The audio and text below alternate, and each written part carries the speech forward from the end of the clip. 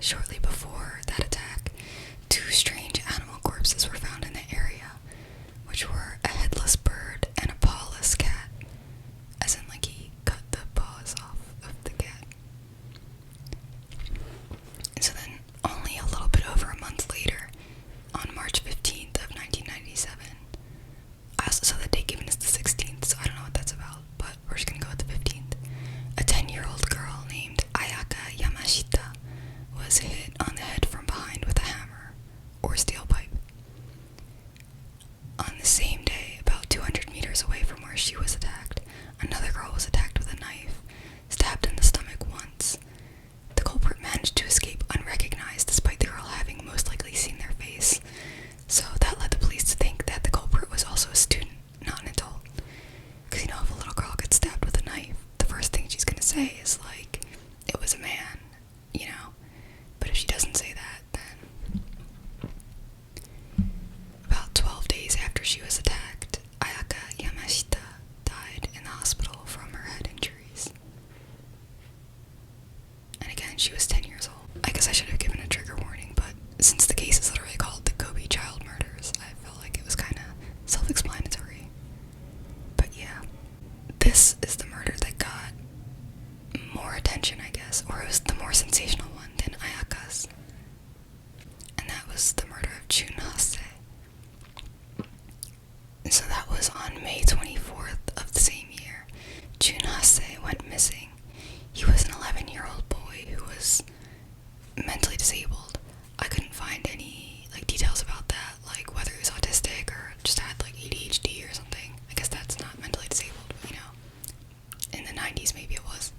He was a student at Tainohata Shokakko, which is Tainohata Elementary School. And yeah, like I said, did I say he was 11? I think I did. He went missing on May 24th, 1997. On that day, Jun was approached and told that the man approaching him had seen a giant turtle on top of a big hill that was nearby. And this hill was known as Tank Mountain because it had a big water tank on it. It was about 50 meters west of the school. And Jun, being an 11-year-old, wanted to see that giant turtle. So he went with the assailant up onto that hill, where he was then strangled to death. And then his body was hidden under a house nearby in the woods, where the killer came back the next day with a handsaw and a garbage bag. And he used that handsaw to cut off Jun's head and bring it home. At home, the killer drank the blood that had seeped out into the garbage bag, then played with the head before masturbating and ejaculating on it.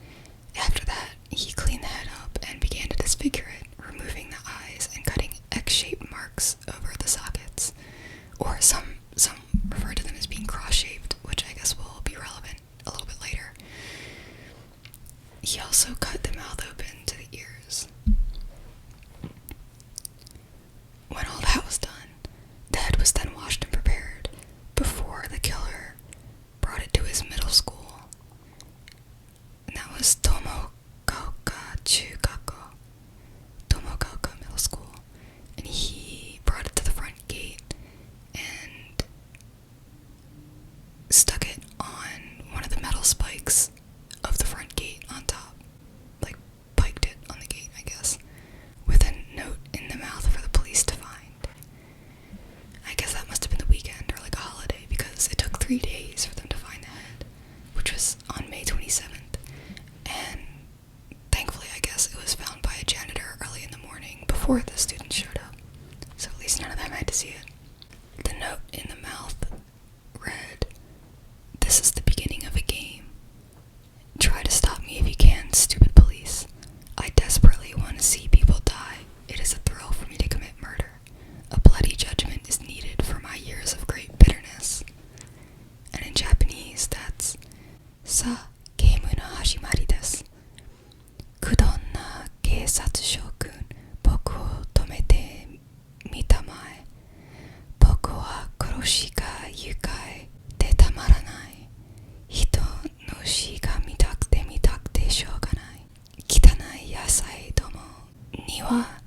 死の制裁を積年の大変に流血の裁きを. At the bottom of the letter, he wrote in English, school killer, but he misspelled it. He wrote SHOOLL, killer. A little bit later, the police found the rest of Jun's body, right where it had been left, basically. And on the note, the killer also used a cross-like symbol reminiscent to the one used by the Zodiac killer in San Francisco. And just, writing a note for the police in general was reminiscent of that as well. Similar slogans, I don't know if that's like cross-like symbols or what, but they were found painted on the walls near the elementary school, where the head was found, along with 2 more mutilated cats. The school where the head was found was referred to as an elementary school and as a middle school. I think I found it written more that it was the killer's middle school that the head was found at. But some of the articles that I saw said that it was Jun Hase's elementary school that it was found at. So, I'm just gonna go with the middle school. And the police revealed at that time that mutilated cat carcasses were also found near the 2 other crime scenes before the attacks happened, like I said earlier.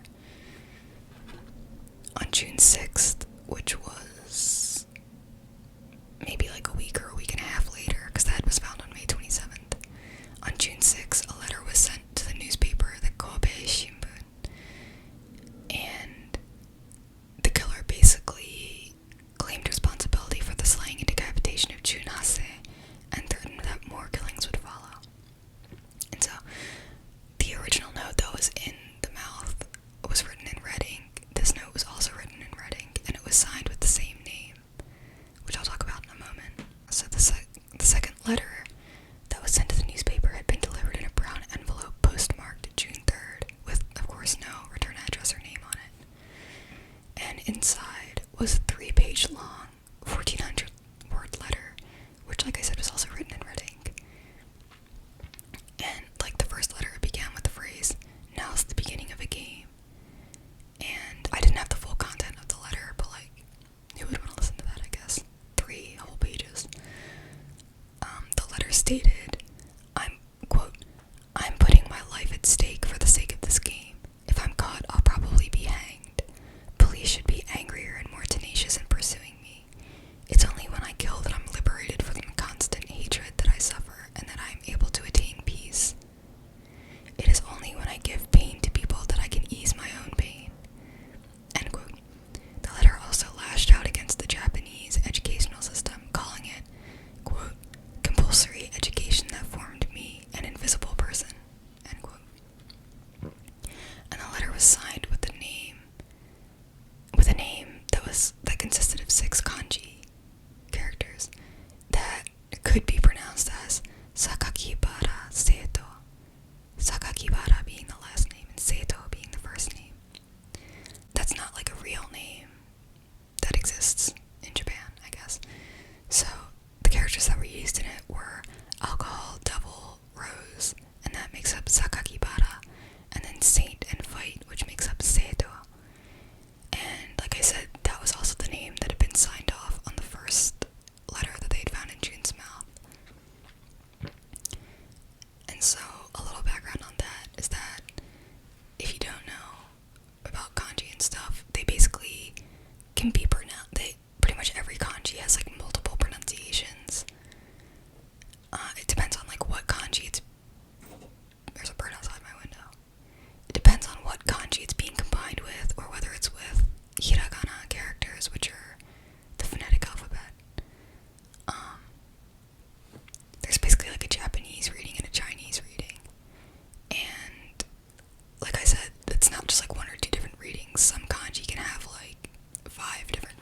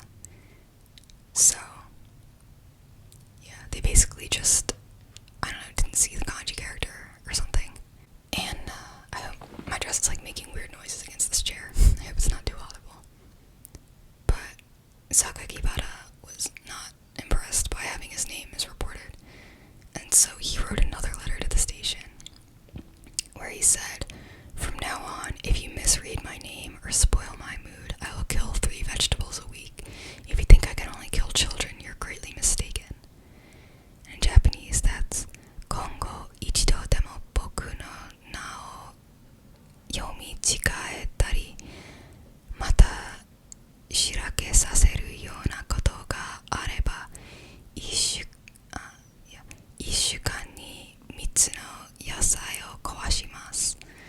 僕が子供しか殺さない幼稚な犯罪者と思ったら大間違いである。And he actually used the term vegetables in the first letter too. I think it was the line, I got the translation from like online because it's above my pay grade in Japanese, but it does say yasai domo, which means vegetables, like as a group of people. So I think what he actually said in the first letter was, I desperately want to see dirty vegetables die. Or, no, it was the one after that. I don't know, he called them dirty vegetables in the first one too. But apparently this use of the term vegetables refers to, well, the people around him. And he had learned this term from his parents, who had once told him, if you're nervous at your athletic meet, picture the people around you as vegetables. I guess that's a Japanese version of picturing people in their underwear. Or at least his parents' version anyway. And so, on June 28th, 1997, which was at the end of the month that he was sending out those letters, at around 7 p.m., Seito Sakakibara was arrested and revealed to be a 14-year-old student who turned 15 2 weeks after his arrest. Like I said, he was in middle school. The police said that they had called the 14-year-old boy to the station that morning for questioning, and then he eventually confessed to strangling Jun and cutting his head off. Up until then, pretty much all the media speculation had, as you might imagine, just focused on adult men. And so the fact that a kid did it shocked both the audiences and the people reporting this. And it was such a big deal that TV networks interrupted their regular programming for the police news conference. Akira Yokoyama, the city chief official for the district in Kobe, told NHK TV, quote, I'm relieved that a suspect has been arrested, but mostly I'm surprised that he is a junior high student. Summing up everyone's thoughts, probably. Apparently, the police had been targeting him as the suspect for quite a while. I guess from the testimony of the girl who'd survived the knife attack. Why does my light keep turning off? Yeah, I guess she was their main witness, basically. And they also, like, compared the handwriting on the notes to his own handwriting. That's pretty much all I could find about about how he got caught and why he was a suspect and stuff. I tried looking, but I looked, but I just couldn't find anything else on how they came to him as their suspect. But, so they raided his parents' house, and they found the knife used in one of the stabbings.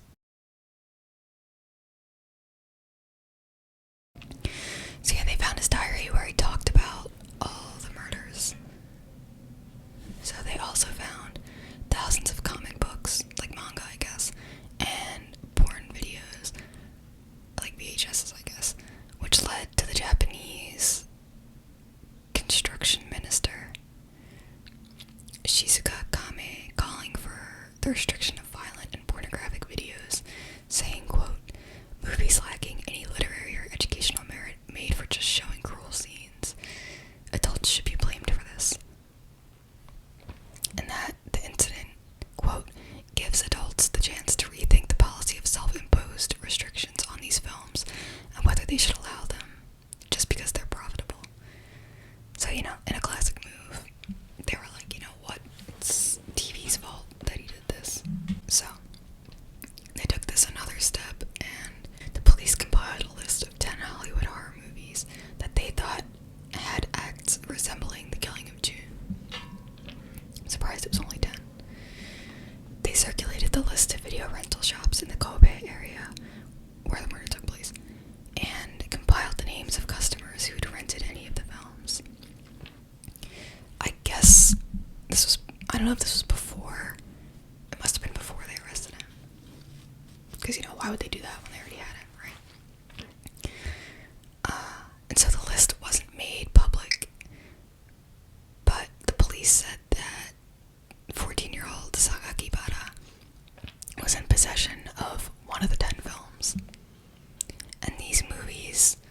according to sources close to the investigation, were titles such as Friday the 13th.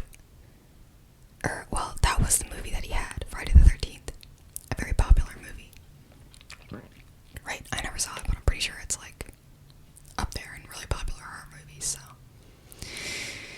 During the course of the investigation, Japan's largest video rental chain said it would self-censor video boxes with graphic depictions of mutilations. The Tsutaya chain asked video distributors to change the box covers for some of the titles in stock out of consideration for June. The move came after Miramax International postponed the opening of its hit movie Scream in Japan in June because of the killing. An extra detail about Jun's murder is that basically Sakakibara had gone back to his grandfather's house to get the saw that he used to decapitate the body, and it was his grandfather's house that he was at when he mutilated and violated the head and cleaned it before displaying it on the gate, which is kind of messed up. I mean, it's very messed up, but I feel like the fact that it was like his grandfather's house, I don't know, just adds that extra layer of messed up to it. So, I really only found a disappointingly small amount of information about the trial. I don't know if, like, a lot of the details were not made public because he was a kid, or I don't know if people just weren't up to translating them or something. But so, Sakakibara was tried as Shone, which is, boy A. He was not named in the public. I mean, Sakakibara Seito wasn't even his real name anyway, so I guess they wouldn't try and buy a fake name, though. His identity was not revealed to the public, and a number of people, including Shojiro Goto, who was a lawyer who dealt with a lot of false accusation cases, Hidehiko Kumagai, I don't know who that is, and Nobuyoshi Iwata, who was a former principal of Tomogaoka Chugako, the middle school that Sakakibara attended. They all insist that he was wrongfully accused, and they've pointed out contradictions in the statements of investigating authorities. Some examples of that are the police said that that one of the murders was made by a left-handed person, but Sakakibara is right-handed. They also said that his confession, like the actual confession he made to the police, not his letters or anything, they contained many absurd statements and claims of things that would be impossible for a 14-year-old to do. I have no examples of what those things are, but Sakakibara also had bad grades, and yet his confession to the police was complex, if cryptic, and contained many elaborate figures of speech and similes. I don't know, 14-year-olds don't really talk in figures of speech and similes, do they? So according to Japanese law, I've said this in like past videos, so if you've watched my other videos, I hope it's not getting boring for me to keep repeating this, but at the time, in 1997, the age of criminal responsibility was 16, and so, I feel like I said so with a Japanese accent, for some reason.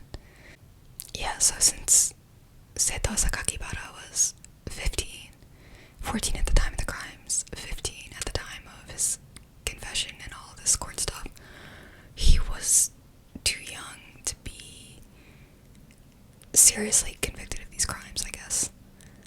And so, like he said in one of his letters, he would have faced the death penalty for certain if he had been tried as a criminally responsible person, as an adult, I don't know. So, yeah, but the law was protecting him, and so he was not. And I couldn't find what his actual sentence was, like what the length of time they sentenced him to was, or if he was just like to be in custody until otherwise determined or what. But basically he was sent to a special medical reform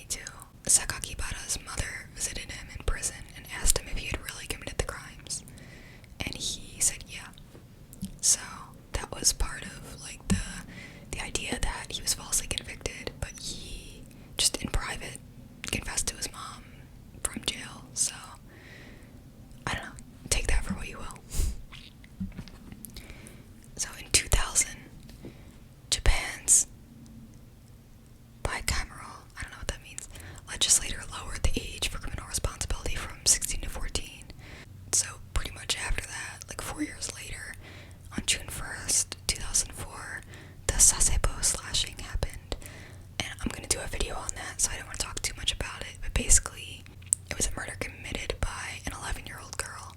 So, there was some need for further revision to that criminal responsibility age. So in March 2003, a request for parole was filed by Sakakibara's lawyers, and it was accepted and granted by a 3-member panel of the Kanto Regional Parole Board.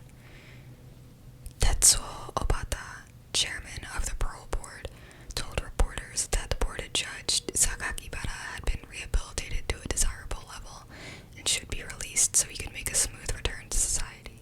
In a quote, he said, quote, "The board has interviewed the man on various occasions and closely examined his correctional state. And the board, quote, came to conclude that psychiatric care and correctional education at reformatories have obtained good results," end quote. So to help Sakakibara proceed with his rehabilitation in society until his detention term expired at the end of December, the board selected a place where he would live and mapped out plans for his daily life, and that was still according to Obata.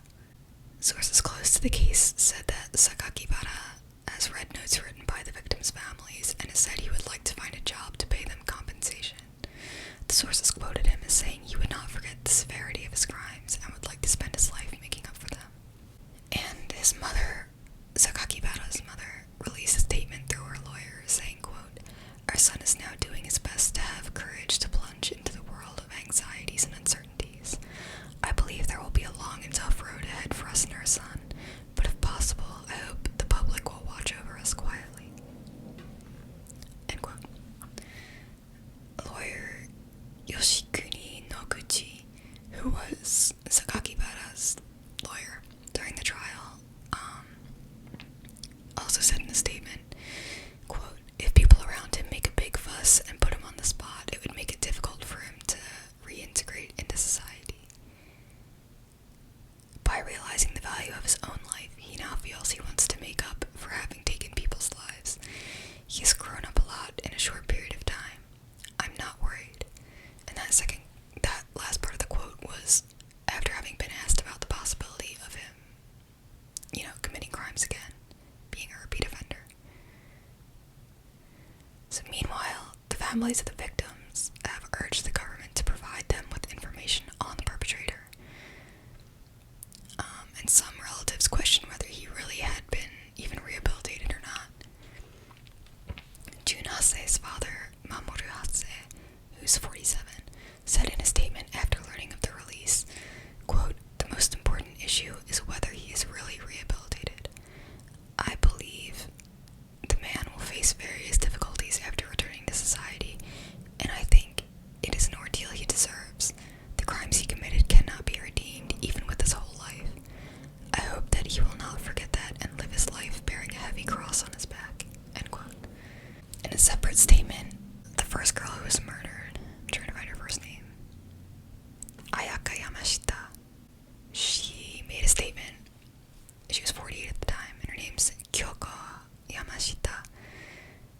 She said that while she would like to believe the man has been rehabilitated, she wonders if a person who committed such brutal acts can truly be reformed in such a short time.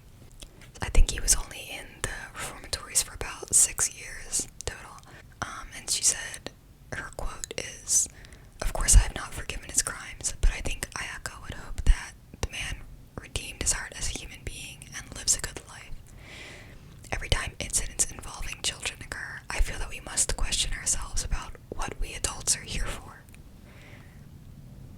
And Prime Minister Junichiro Koizumi, meanwhile, told reporters that there was probably no other choice but to release Sakakibara in order to give him a chance to rehabilitate himself.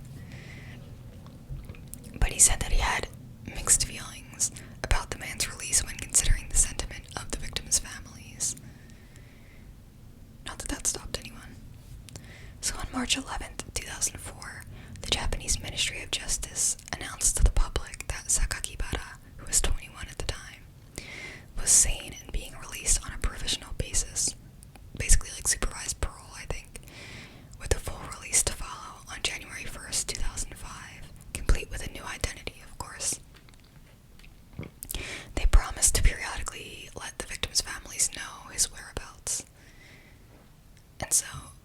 Critics of that have basically said that since the government felt it was necessary to make an announcement and notify the public of his release, because that's not something they usually did, that meant that Sakakibara was likely not fit for release and should be transferred to just a regular prison. And in the wake of that Sasebo slashing, which happened in 2004, was 3 months after the announcement about his release, the criticism was exacerbated, as I'm sure you can imagine.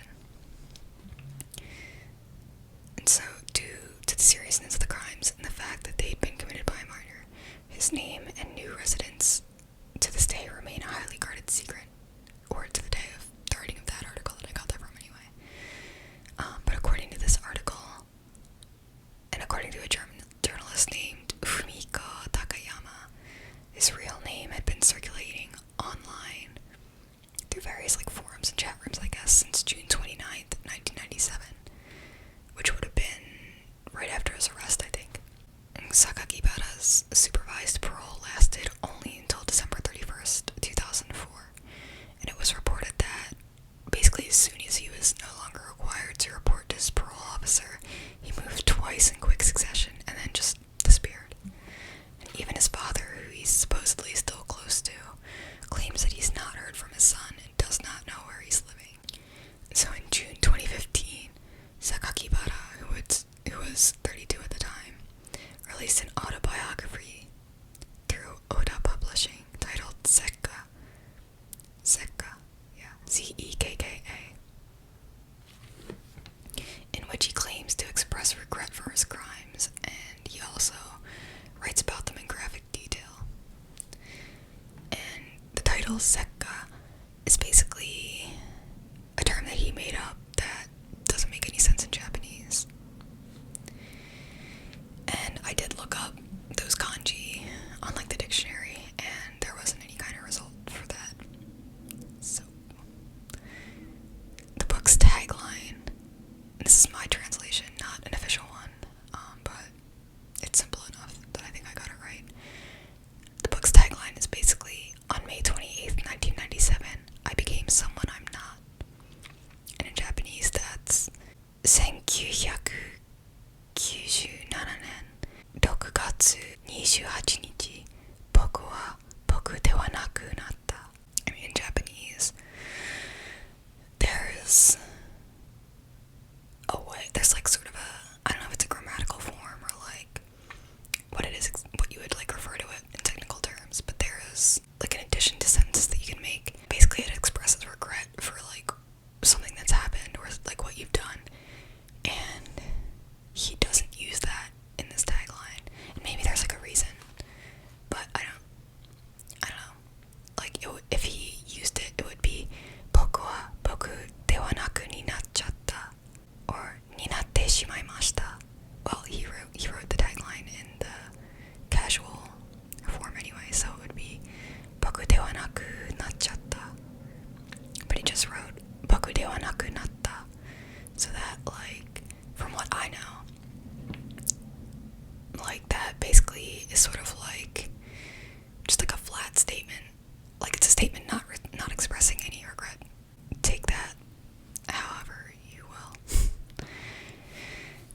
So in the book's epilogue, he speaks about the guilt he allegedly feels over the string of murders and attacks, and offered an apology to the parents of his victims, which goes, I couldn't keep quiet about my past anymore. I had to write, otherwise I thought I would go insane. End quote. Mamoru Hase, Jun's father, he called for the book to be pulled off the market, and he was quoted in local media as saying, quote, the book completely tramples on our feelings. It's clear that he's not sorry for what he did. So the president of Oda Publishing, the company that published the book, named Satoshi Oka, said in a statement regarding the book that Sakakibara had wanted to publish the book himself,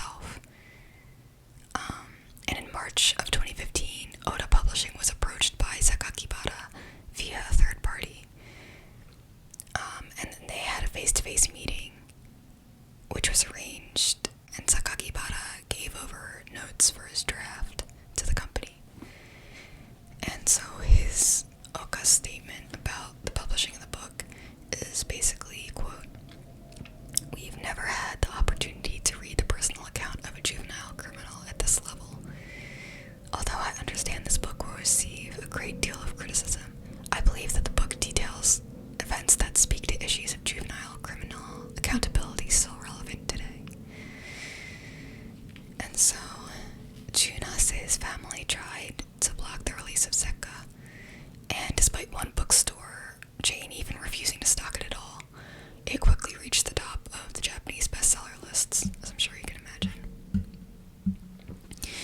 The book was so popular that it sold out its entire initial run of 100,000 copies in just 3 weeks, earning the Kobe child killer an estimated $93,000. Obviously, there was controversy about that, and there were increasing calls for Japan to introduce legislation similar to the Son of Sam law in the United States, which, if you're not familiar with that, it just prevents criminals and ex-convicts from profiting from publicity surrounding their crimes. And so they didn't have a law like that. So all the $93,000, went to Sakakibara.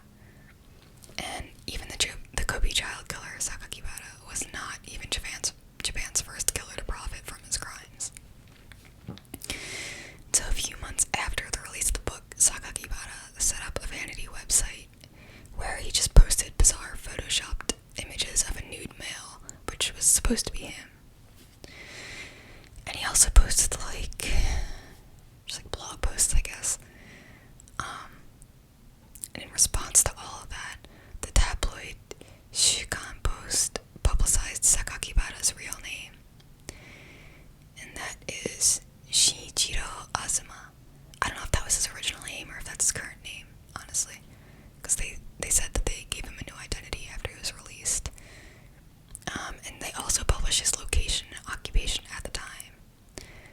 I think he was a welder, saying that it was a matter of public concern. And so now I'll tell you about him. Shinichiro Azuma was born on July 7th, 1982, and very early on in his life, he was already receiving negative attention or he already had a bad reputation in his neighborhood. And he first became interested in death in 1993, I guess at the age of 10 or 11, depending on when his birthday is, I guess, or when the death of his grandmother was. And that's what first interested him in death.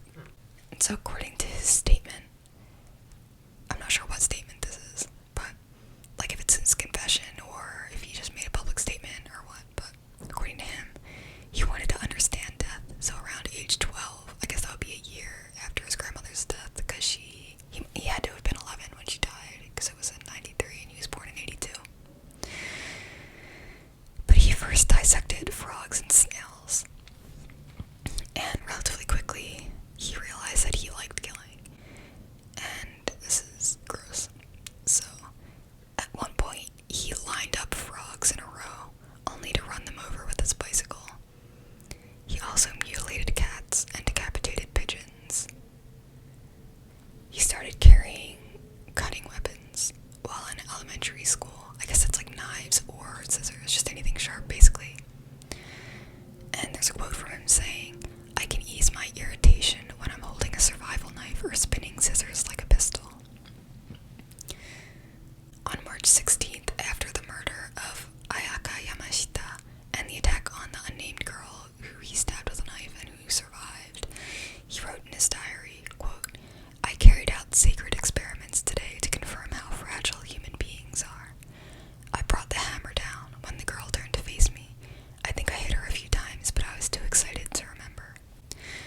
On March 23rd, he wrote in his diary, quote, "This morning my mom told me, quote, poor girl, the girl attacked seems to have died. There is no sign of my being caught. I thank you, God, Pamoitoki, for this. Please continue to protect me." So he believed in this god, Pamoitoki, which is not a god in any Shinto, Buddhist, or Hindu religions, like the ones that are most popular in Japan. It's thought that this god is just made up, doesn't exist. And apparently this god is the floating head of a Buddha with a swastika symbol. And I think a lot of people know this, but the swastika it's like a symbol in, is it Buddhism? I forget, I think it's Buddhism. It's like a good luck symbol, so it's not like Nazis. But maybe he meant it like Nazis, I don't know.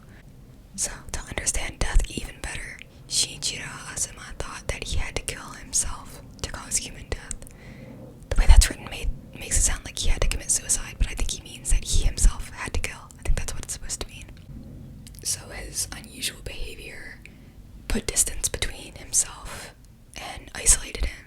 Like, it distanced him from his classmates or neighborhood kids, because they were like, this guy's a weirdo, I don't want to be around him. And so he felt isolated, which reflected in his letters. And like he said in the letter to that news station, he blamed the education system and other people for his isolation. Supposedly, the reason that he put Jun Hase's head on the gate and, like, carved it up like he did, that was a sacrificial ritual to Bamoidoki Shi. Shin just means God. Maybe it would be Bamoidoki Kami. I don't know. It's that kanji stuff. His personality profile was seen to basically just be a classic case of hikikomori syndrome. Which, is hikikomori is like people who isolate themselves in their room and never leave, like shut-ins basically. And in an analysis of the case, a journalist named Kamal Nkrumah, I don't think that's a Japanese name, I don't know how to pronounce it then, sorry Kamal, he wrote, "The worst thing about the Sakakibara case is that one might have seen it coming, yet neither his family nor Japan heeded the telltale signs. Japanese children are confronted with an extremely difficult examination at the tender age of 6. I think that's like a school entrance exam. I think that's what he's referring to. Because, like, if you don't know, I guess you basically have to take kind of like, I'm not super informed on this, so I could be wrong, but you have to kind of take like a placement entrance exam to be able to get into schools, like the DSDB or the SAT or the ACT or something like that, but for 6-year-olds. And that determines what school you get into, and that determines like what school you go to after that kind of thing. So, back to his quote, "Their performance on that test effectively determines their whole future, for it decides whether they will go to a good elementary school or one of the despised state schools." So that's the end of his quote. Actually, I'm not sure if this is still the quote or not, but it goes on to say, "Parents have no faith in the state system, and Sakakibara's mother was no exception. She pressured her firstborn to excel at school, even though social workers warned her that her son was mentally unstable. He was already torturing and killing young animals as a hobby. Soon after, he began physically attacking girls as he walked to school." So yeah, like I said, Shiichiro Azuma worked as a construction site welder at the time that his identity was revealed by that newspaper. He was mentioned on Criminal Minds in season 7, episode titled True Genius. He was mentioned along with Heriberto Seda, I'm assuming it's a Spanish name, I don't know, as an example of well-known copycats of the Zodiac Killer. And this it kind of disturbed me when I saw it, which maybe is stupid. Like, I didn't watch this, but there's a 15-minute documentary listed on IMDb that supposedly is directed by Seito Sakakibara, starring Shiichiro Azuma, Jun Hase, and someone named Kasumi Ishikawa. And I tried to look that person up, and they're a famous Japanese table tennis player, athlete, who probably has nothing to do with the case and isn't in the documentary. I don't know, just looking at the page was kind of disturbing to me. Like a cursed photo or something. Yeah, so I didn't watch it. But if you're interested in watching it, you could probably find it somehow. So that's the end of this case. Let me know what you think down in the comments.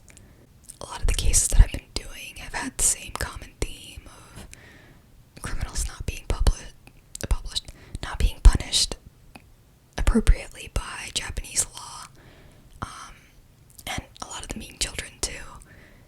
So I hope that's not getting too repetitive. I have a couple cases in mind that involve adults. Thanks for watching. I hope you enjoyed this, and I hope there wasn't too much background noise. I'm filming during the day. I usually film at like 2 in the morning, so there's usually less noise, but my house approach to an airport that's nearby. So I hope the constant sounds of planes flying overhead haven't made it into the audio of this, or if they have, I hope it isn't that annoying. There's one flying over right now as I say this.